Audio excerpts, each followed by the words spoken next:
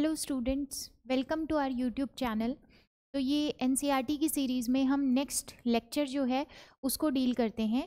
आपको जैसे पहले भी पता होगा, मैं फिर से एक बार बता देती हूँ, ये एनसीईआरटी की पूरी सीरीज़ है। ये इंग्लिश में भी आएगी, हिंदी में भी आएगी। तो ये हम हिंदी की क्लास 6 की जो आपके सामाजिक विज्ञान की एनसीईआरटी है उसको कवर कर रहे हैं, जो कि आपके यूपीएससी पर्सपेक्टिव से और स्टेट पीसीएस के पर्सपेक्टिव से बहुत इंपॉर्टेंट होने वाली है। देखिएगा ज़रा, यहाँ पे हम नेक्स्ट जो चैप्टर है इसका वो डील करने वाले हैं। अभी तक हम 3 चैप्टर पढ़ चुके हैं। आज हम डील करेंगे चौथा चैप्टर, दैट इज़ मानचित्र के बारे में। किसके बारे में? मानचित्र के बारे में। इन्फॉर्मेशन बहुत छोटी छोटी सी है लेकिन बहुत इंपॉर्टेंट है हमारे लिए। आपको पता भी नहीं चलेगा कब 6th क्लास की एनसीईआरटी से आपके लिए इतना इंपॉर्टेंट यूपीएससी प्रीलिम्स के क्वेश्चंस बन गए, या उसका स्टैटिक पार्ट बन गया, या पीसीएस के अंदर क्वेश्चन बन गए। ये चीज़ें सिंपल दिखने में है लेकिन हमारे लिए बहुत ज़रूरी है। ठीक है, तो बिना देरी करते हुए आगे बढ़ते हैं हम हमारे लेक्चर के अंदर, दैट इज़ चैप्टर नंबर मानचित्र। सबसे पहले तो देखिए मानचित्र होता क्या है। तो एनसीईआरटी ने आपको डिफाइन करके बताया है कि मानचित्र क्या होता है। सबसे पहले डेफिनेशन देखेंगे, पृथ्वी की सतह या इसके एक भाग का पैमाने के माध्यम से चपटी सतह पर खींचा गया चित्र। देखिए, जब मैं आपको ग्लोब दिखाऊं एक, तो ग्लोब से उतनी इन्फॉर्मेशन मुझे नहीं मिल रही, ग्लोब से मुझे ज़्यादा जानकारियां जो है वो नहीं उपलब्ध हो रही। इसलिए मैं क्या कर रही हूँ, उसी ग्लोब का वही जो पूरा का पूरा स्ट्रक्चर है, संरचना है, उसी को एक चपटी सतह के ऊपर बनाने वाली हूँ। चपटी सतह क्या हो सकती है हमारी? ये एनसीईआरटी की अगर मैं बात करूँ, ये ब्लैंक पेपर होता तो यही हमारी चपटी सतह है। इसी के ऊपर मैं पूरा ऐसे इंडिया वाला पार्ट बना रही हूँ, इधर आपके ये पाकिस्तान वाला पार्ट बना रही हूँ। ये सारी चीज़ें जब जो ग्लोब पे है उसी के एक भाग को बनाऊँ या चाहे पूरे को बनाऊँ, जब चपटी सतह के ऊपर हम बना रहे हैं उसी को हम क्या कहते हैं? मानचित्र। ये हो गया। अब ये हमको ग्लोब से ज़्यादा जानकारियाँ प्रदान करके जाता है। जब आप एक नॉर्मली ग्लोब को देखते हो, इस तरीके से आपको एक ग्लोब दिखाई देगा, ये आपको ग्लोब दिखाई दे रहा है। यहाँ पे लिमिटेशन है ना कि सीमित होना पड़ेगा मुझे, बहुत ज़्यादा जानकारियाँ मैं यहाँ पे थोड़े ना मेंशन कर सकती हूँ, बिल्कुल पॉसिबल नहीं होगा। लेकिन जब मैं इसी एरिया को अब एक चपटी सतह के ऊपर एक पेन एंड पेपर लेके इस तरीके से बना रही हूँ, मैं इस एरिया को मैंने बनाया, यहाँ पहाड़ है, यहाँ पे आपके बहुत ज़्यादा जंगल हैं, पेड़ हैं, तो क्या मुझे ज़्यादा जानकारी दिखाई दे रही है यहाँ से यहाँ तक में? ऑब्वियसली यहाँ मुझे अधिक जानकारी जो है वो उपलब्ध होने वाली है। मानचित्र का मतलब क्या? अगर मैं आपके ग्लोब वाली चीज़ों को, एक पार्ट को या फिर बहुत सारे भागों को या पूरे ग्लोब को चपटी सतह के ऊपर बनाऊंगी तो उसी को हम कहते हैं मानचित्र। और मानचित्र से हमको ग्लोब की अपेक्षा ज़्यादा जानकारियां जो हैं वो उपलब्ध होती है। इसके बाद एक टर्म आती है, दैट इज़ एटलस। आप लोग एटलस पढ़ते भी हैं। एटलस के अंदर आप पन्ने पलटोगे अगर तो बहुत सारे मैप होते हैं, बहुत सारे मानचित्र होते हैं। तो एटलस कुछ नहीं है, इसका अगर डेफिनेशन पूछा जाए तो बहुत सारे मानचित्रों को जब आप एक साथ एक कॉपी के अंदर बना देते हो उसी को हम कह देते हैं एटलस। ठीक है, एटलस आप जानते भी हो, आपने डेली यूज भी करते होगे अगर आप यूपीएससी और पीसीएस के लिए प्रिपेयर कर रहे हो तो। और एटलस का मतलब होता है बहुत सारे मानचित्र। मैंने बहुत सारे मानचित्र बनाए, इसका एक पार्ट का, इसका इस भाग का, इसका इस भाग का, इसके इस भाग का, और उन सबको एक जगह पे आपके कंपाइल कर दिया, वही हो गई हमारी एटलस। अब देखिए जरा, मानचित्र के प्रकार कितने होते हैं। अगर आपको इसकी इमेज लेनी है तो आप ले सकते हैं स्क्रीनशॉट। अब देखेंगे जरा, मानचित्र 3 प्रकार के होते हैं। सबसे पहला मानचित्र होता है भौतिक मानचित्र, फिर राजनैतिक, और फिर थीमेटिक। थीमेटिक मतलब थीम वर्ड से बना है, जिसकी कोई अपनी थीम होगी, वो विशेष जानकारी वाली। ठीक है, सबसे पहले देखिए भौतिक जो मानचित्र होते हैं, जैसा कि आप नाम से देख रहे हैं, भौतिक मतलब क्या होता है? आप इसमें पर्वत दिखाओगे, पठार दिखाओगे, मैदान दिखाओगे, जो भी पृथ्वी की प्राकृतिक आकृतियां हैं उनसे रिलेटेड जब भी आप मानचित्र बनाते हो उसको हम कहते हैं भौतिक मानचित्र। जैसे मैं एक बनाने जा रही हूँ, मैंने ये एक एरिया बना दिया, यहाँ पे पहाड़ बना दिया, यहाँ ये पठार बना दिया, यहाँ फिर से पहाड़ बना दिया, यहाँ पठार बना दिया, यहाँ पे आपके पेड़ बना दिया, यहाँ पे आपके ये रिवर बना दी है। ये इस तरीके से मैं सारी चीज़ें बना दूंगी तो ये हो जाएगा आपका फिजिकल मैप। ठीक है, भौतिक मानचित्र। इसके बाद आते हैं राजनैतिक। राजनैतिक मानचित्र के अंदर आप राज्य, नगर, शहर, गांव, देश या इनकी सीमाओं को बनाते हो। जैसे फॉर एग्जांपल ये मैंने बना दिया एक आपके राजनैतिक मानचित्र, ये देश इतना है, उसके बाद ये इधर से इधर ये गांव शुरू हो रहा है, इधर से इधर ये शहर शुरू हो रहा है, इधर से इधर ये आपका, आप अपने स्टेट का मैप अगर देखोगे तो आपको वो राजनैतिक मानचित्र जैसा ही दिखाई देगा। इसमें यहाँ पे मैंने एक देश से दूसरी देश की सीमा ऐसे बना रही हूँ कि चलो ये दूसरा देश हो गया, ये दूसरा देश हो गया, इसके अंदर ये शहर हैं, गांव हैं। इस तरीके से जब मैं राज्य, नगर, शहर, गांव और देश की सीमाएं बनाऊंगी मानचित्र के अंदर तो उसको हम कहते हैं राजनैतिक मानचित्र। इसी प्रकार से थीमेटिक मानचित्र का मतलब होता है जो विशेष जानकारी आपको प्रदान करके जा रहा है। जैसे फॉर एग्जाम्पल मैं किसी सड़क का मानचित्र बनाऊं, वर्षा का मानचित्र बनाऊं कि वर्षा की उपलब्धता कहाँ ज़्यादा है, कहाँ कम है, कौन से एरिया के अंदर वर्षा ज़्यादा होती है, कौन से एरिया के अंदर आपके वर्षा जो है वो कंपैरेटिवली कम होती है। ऐसे ही उद्योग धंधों का बनाऊं, मतलब कोई भी स्पेसिफिक जानकारी ले लूं, सड़क की, वर्षा की, उद्योग की या किसी भी चीज़ के बारे में हो सकती है, जब उसको लेकर मानचित्र बनाऊंगी तो उसको कहते हैं थीमेटिक मानचित्र। ये मानचित्र के 3 प्रकार थे, सबसे पहला भौतिक, राजनैतिक एंड थीमेटिक। इसके बाद में आपको इंपॉर्टेंट जो चीज याद रखनी है मानचित्र के बारे में कि मानचित्र बनाने के 3 घटक होते हैं।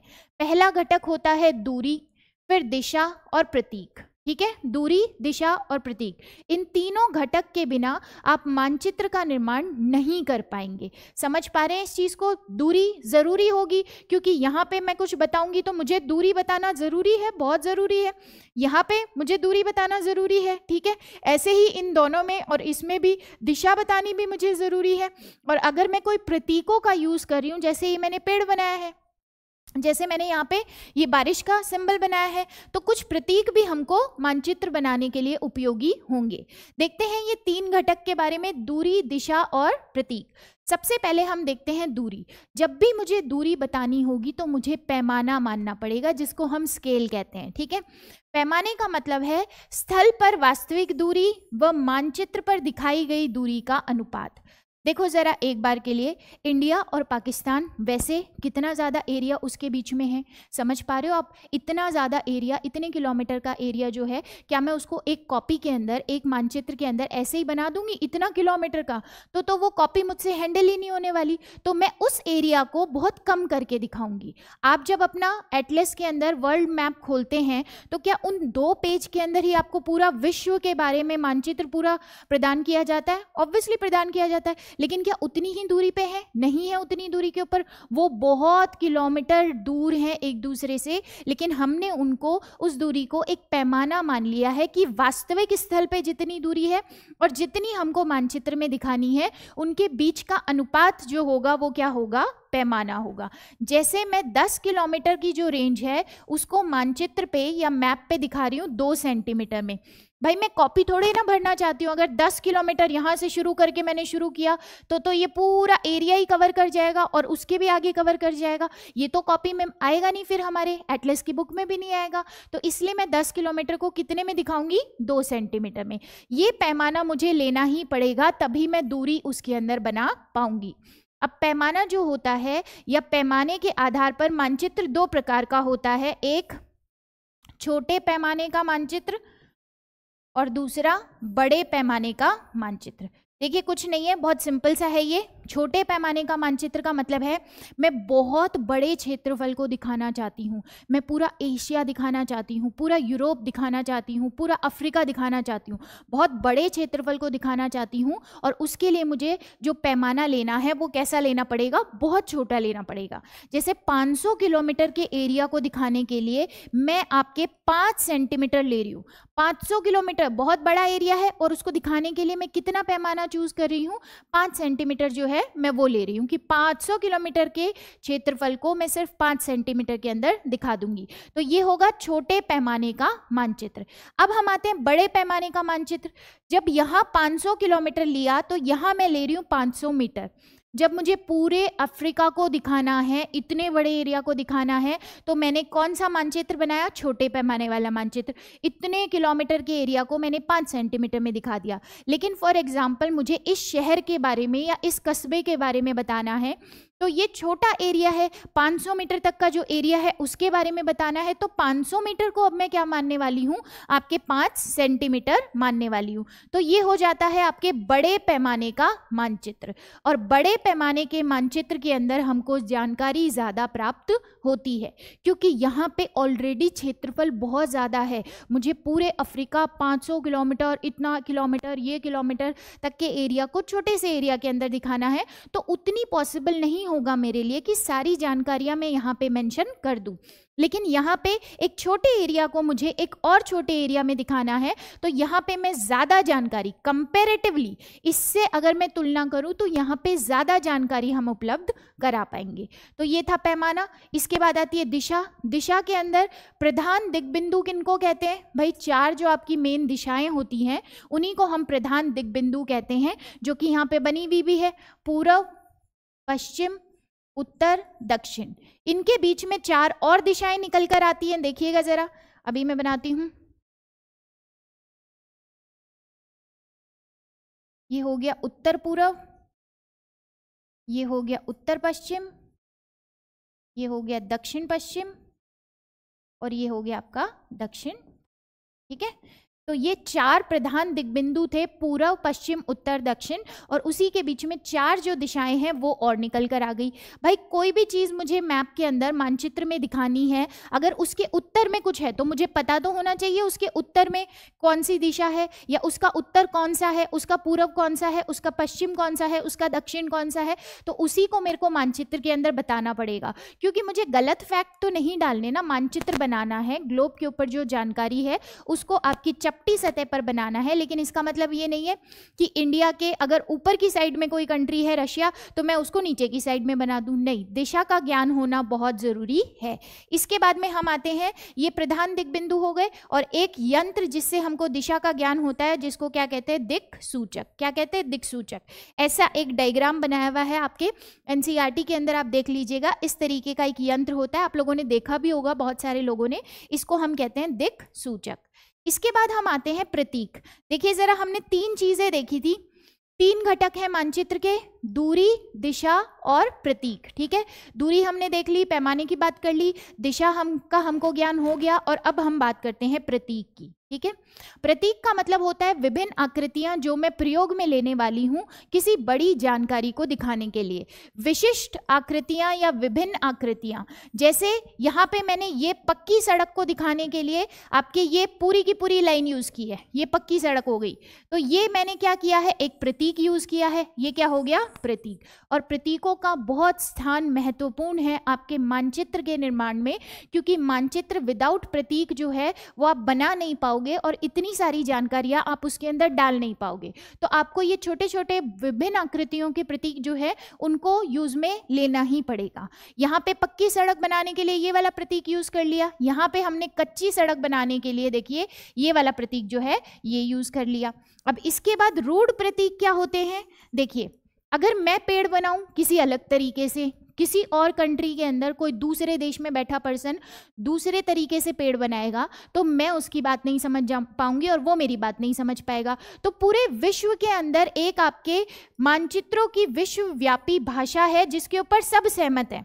सबने मान लिया कि चलो पेड़ बनाना है तो ऐसे बना लेंगे, पानी बनाना है तो फिर ऐसे बना लेंगे। तो सबकी सम्मति से आपके मानचित्रों की एक विश्वव्यापी भाषा बनाई गई है, और उसी को हम कहते हैं, उनमें जितने प्रतीक हैं उन्हीं प्रतीकों को हम कहते हैं रूढ़ प्रतीक। इसका फायदा क्या होगा कि जब मैं कोई मानचित्र बनाती हूँ तो वो पर्सन जो मेरी भाषा नहीं जानता है वो भी इन प्रतीकों को देखकर, क्योंकि ये प्रतीक की भाषा सबके लिए बराबर है, तो रूढ़ प्रतीकों को देखकर वो भी उसका मैसेज जो है ले सकता है, उसकी जानकारी जो है उसको भी उपलब्ध हो जाएगी। ये हो गया प्रतीक।